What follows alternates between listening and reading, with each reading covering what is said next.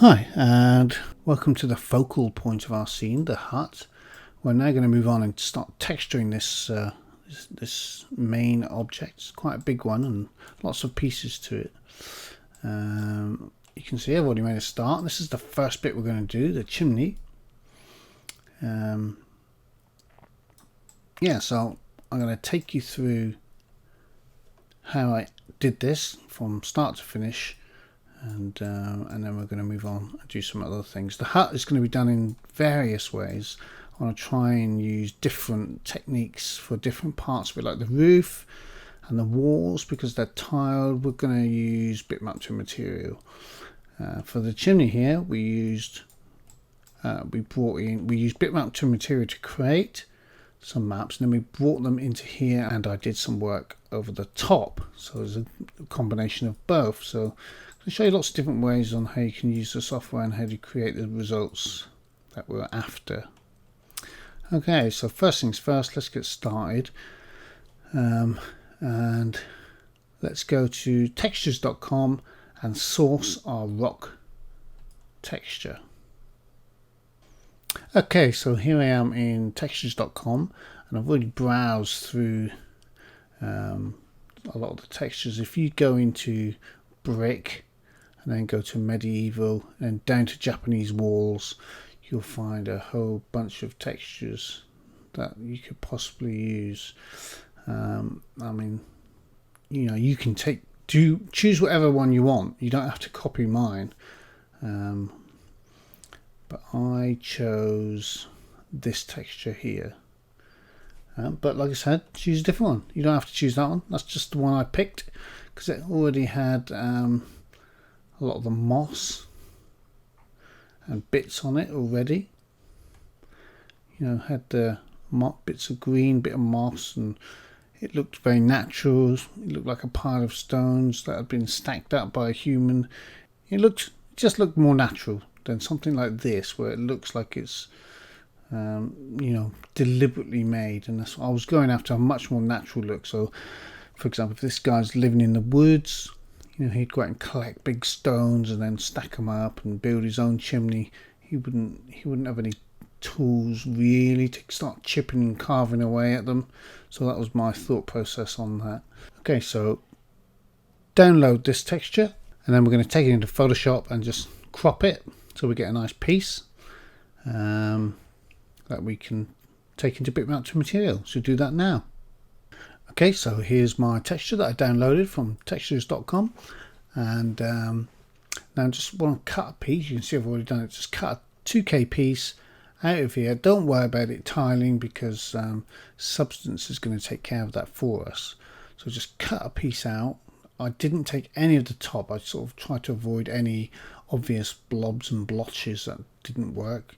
I think I've got that tube there that's in the wall. I painted that out, and just these like 3 burn marks, obvious blobs that was in there, which I painted out.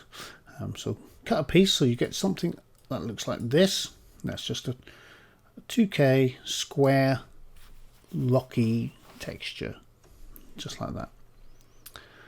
And then save it out as Chimney Stone 2048. That's what I did. Okay, so let's just quickly jump into 3D Studio Max now. Okay, as we were applying all the textures and all the materials and doing all the UV mapping to this, I'm hoping you named all your materials correctly. So for example, if I go into my material editor, you can see all mine here, like the red. Let's go to the red. It's roof wood, so I know what it is. If I go to like this color here, it's hut steps. And if I go to that color here for the veranda wood, not that one, it's not used, that's that one up there. So if I go to that one, wood veranda. And if I go to the green, it says hut handrail. So all of them are marked up really obviously, so I can tell what they are. And I've got walls exterior and corner interior. That's for this, for the walls, because you can see the corner. So you can see that corner there is green, but the walls are covered in the grid. So that's that. So you can see I've named them. So make sure you do that. So that's the next thing you need to do, is just go around and check all your materials on all of your objects. Make sure they're named correctly, and you can tell what each ones are, because you're going to be able to see that inside Substance Painter. And you know, we're not going to do all of these inside Substance, but just get into the habit of naming all your objects, all your materials, and with good proper names, so you can identify them easily, because you're going to jump from package to package all the time going forward. So please do that. Next thing to do is make sure all your pivots are at 0, 0. So all of them are sitting at 0. So that's even the pivot for this step. If I click on that, it's at 0, and you can see the rotation is at 90 on the X. So do that for even your chimney over here. You know, it needs to be at 0, and the rotation needs to be at 90. It just shows that when we bring in the object, all the objects remain in the same place. All the pivots are at 0. You can't really go wrong. It's just fixed in position then. So that'll be good. Just double check that all of those things are in place and done. Then all you need to do is export it as an FBX. Go to export. Make sure you have Autodesk FBX selected down here. And you can see I've got main hut, and then click save. Yes. And I recently had an update for 2017.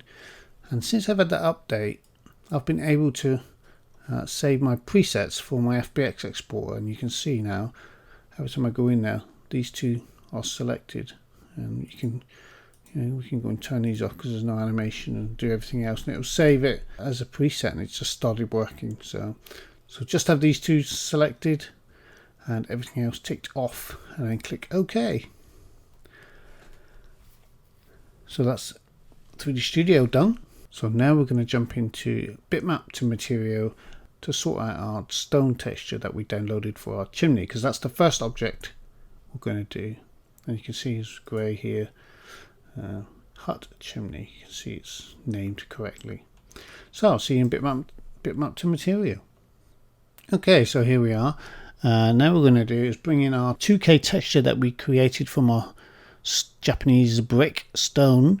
So drag it into your scene, onto here. Just drag it on there. You know how to use this now. Select loading main input tweak, like that. And instantly you get to see it on your box.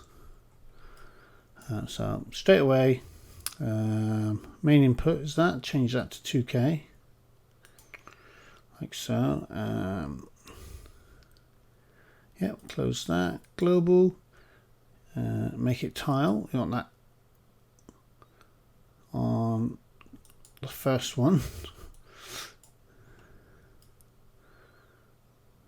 Like that, the first option. And now really it's the same as before. Just go down through. Let me just have a look here. That seems fine, so close that. Relief, I whacked it all the way up. So normal intensity, whack it up. Boom, right to the top. You get a really good relief then. That's what I did in there, I think. Roughness, I made it quite rough because I didn't want the rock to be too shiny, because rocks, unless they're wet, they just aren't shiny at all. They're very porous. So take the shininess down, i.e. increase the roughness. Give it a little bit of shininess, but not too much.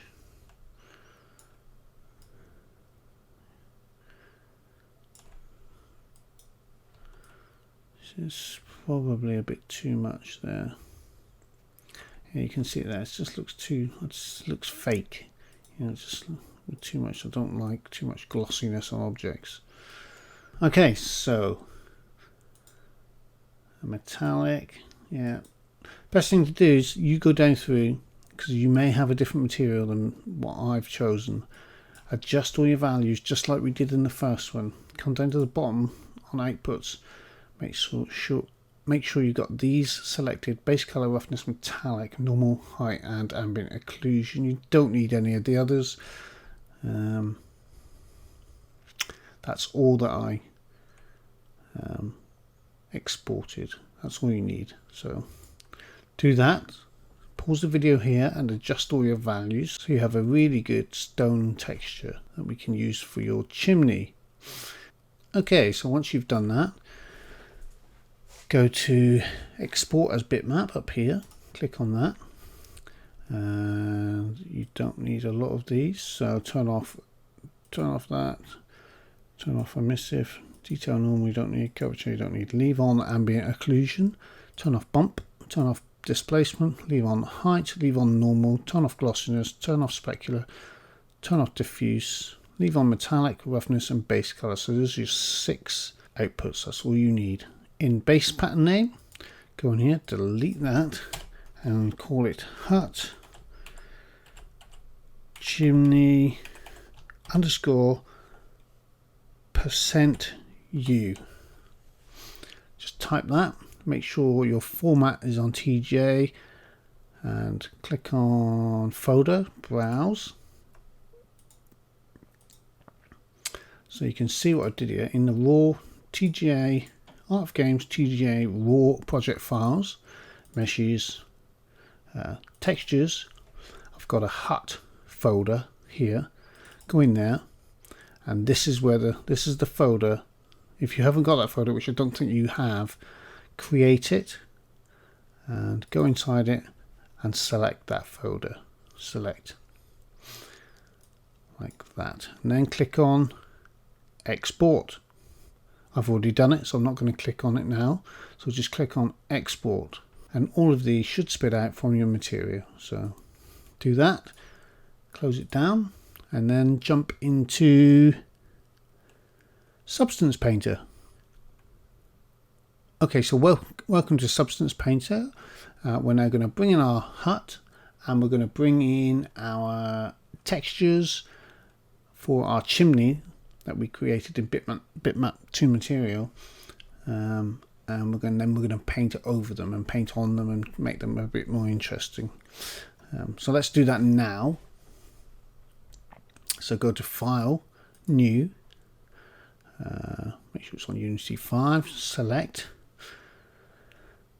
go to your FBX folder and select the main hut you exported from 3D Studio, main hut FBX.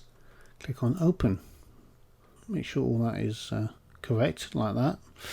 And down here, import mesh normal maps and baked maps for all materials. Click on Add. Right, now go to your meshes, textures, hut folder, and you should see all of the materials that you baked out from bitmap 2 material. So just select them all and click on Open, and they should appear down here in this little window here, and then click on OK. They won't magically appear anywhere, but you'll see your hut in all its glory, all nicely ready to paint, which is fantastic. And down here on the left, if you did it correctly, you'll see all the material names that you set on each of your objects, all the way down through, which is perfect, exactly what you need.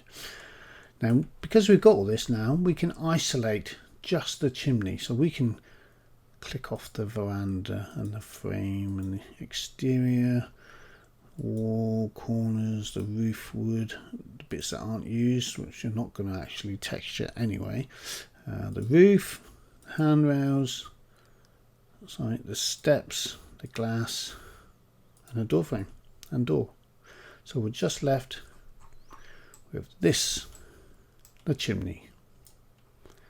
Okay, so now if you down here on your list of in your shelf, if you scroll down and find, sorry, not down there, look, if you click on textures, you will see your hut chimney textures have come in. Not that one, but that one. There's your roughness, there's your normal, there's your metallic, there's your height, there's your base color, and your ambient occlusion, all there waiting to be used, which is very cool. Right, so let's just click that off, the first layer up there. The first thing we've got to do is bake our texture set onto our object. So over here we can leave the 2K on as is. You've got all of these. We're going to add an ambient occlusion, so do that. So we've got ambient, so we've got 1, 2, 3, 4, 5, 6 maps here, and then we're going to come down and click bake textures, and we're going to tick off ID, we don't need that, and then just bake hut steps textures. No, we don't want the steps, that's the wrong ones, cancel that. So you've got to be careful. That's because I've got it selected. Even though that's exposed, you can see the steps is highlighted, so make sure you've got chimney selected there. And because of that, we have to go back, because each one of these has its own texture set. Steps will have ambient occlusion, but chimney won't. So make sure you go back and you add ambient occlusion to this texture set that we're going to create for the chimney. That was interesting. So okay, so now we've got the chimney selected. Go back to here, click on bake textures, turn off ID, and now down the bottom you'll see bake hut chimney textures. Don't bake all, because it will bake all of these and you don't want that yet. In fact, you don't want it because we're not going to do them all in here anyway. So just bake hut chimney textures like that. Let it do its magic.